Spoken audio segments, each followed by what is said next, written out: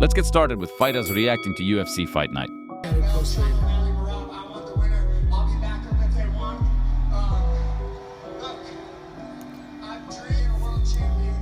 Good job, Cory. Let's go. Congratulations, my friend. Great job.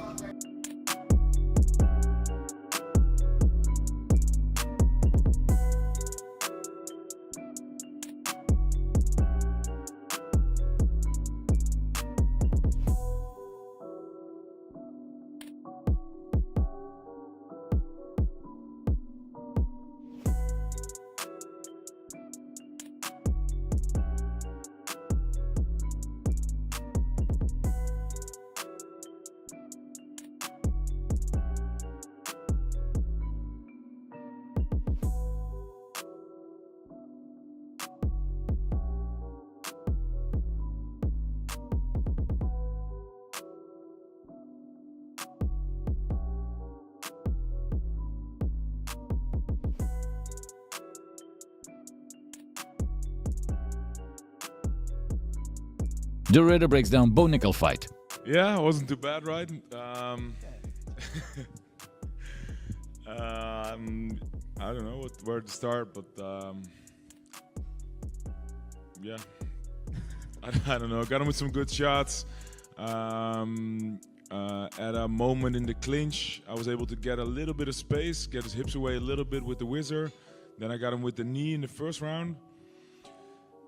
Second round, I ended up on top, but I was surprised with how well he did on bottom. It was not easy to get him right away. I wasn't able to posture right away because he moved pretty well.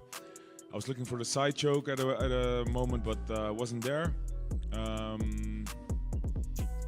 Yeah, I haven't really seen the finishing sequence, but I think I hit him. I threw the right hook, left knee, hit him coming in. And I felt every time I hit him to the body, I felt him like dropping his hands a little bit. I felt him moving to his right, like it was hurt a little bit. I saw it was hurt. I took a step back. I stepped back in. He hit me with a 1-2, and I was like, oh, that's not smart.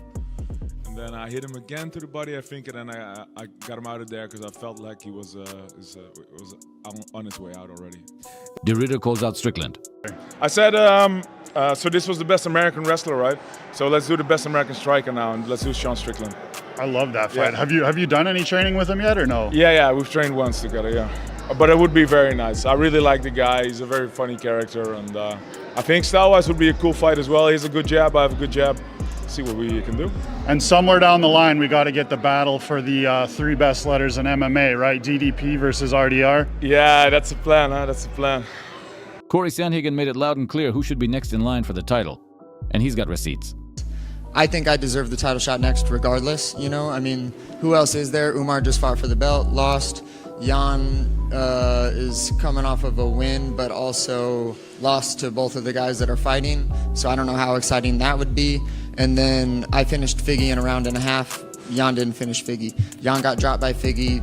Figgy, I think, maybe hit me one time. So I showed that I'm better. I showed that I'm the best guy, and I deserve to be next. So Cory says he's next. Now we wait and see if the UFC replies, or just quietly updates Sean O'Malley's TikTok schedule. Now here's Cory breaking down the finish. No fluke, no accident, just leverage, timing, and a little pop. Yeah, I mean, it was like a pop submission, you know? It was like, the position's called 50-50. If you don't know how to play 50-50, you're gonna pop your knee.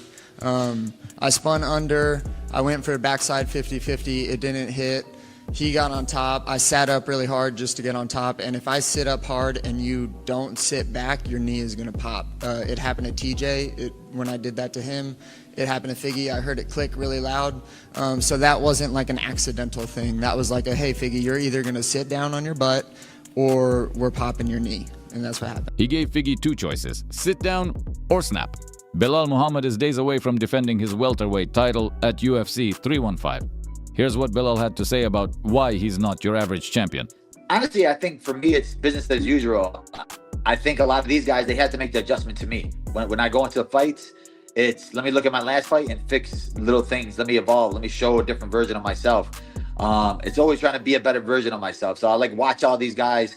My coaches will break a strategy down of what they do well, and we'll be like, all right, well, we'll do that with this guy. We'll do this with this guy.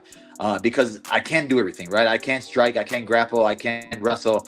And a lot of these guys, they can only fight one specific way. For me, I could, if I want to strike with you, I'll strike with you. If I want to grapple with you, I'll grapple with you. And I have the choice of taking it where I want to go. With Jack, he can only do one thing. He could only box. He could only strike. That's his only path to victory. Me, I think I'm going to go in there and outstrike him. And then for him, he's not going to have a plan B. And then that frustration is going to hurt him. That's where the inexperience is going to kick in, where he didn't have to go the long road I had to go through. He didn't have to go through 5-round fights. And then it's going to go to that point where he starts drowning and feeling like there's nothing else he could do. None of these guys are in a shot if you're comparing them to me. I had to fight 5 top 10 guys to even get the shot or even get even looked at. And I still had to weigh in as a backup to even get the opportunity. But I don't think a lot of these guys are not going to have to deal with that because they have a champion now that's willing to fight anybody. They don't have a champion that's like, oh, wait, let me see how many followers you have. Let me see all right, do you have a TikTok or not a TikTok, right? Like, I think that's what the older champions used to do. They would look, all right, what's the biggest name? For me, I'm like, what's the toughest fight? He's on a 17-fight win streak. Let's go. Shavkat's undefeated. Let's go. I'm saying yes to all these guys. There's not a waiting period. Yeah, it still sounds like he's rapping every time he speaks and the beat runs.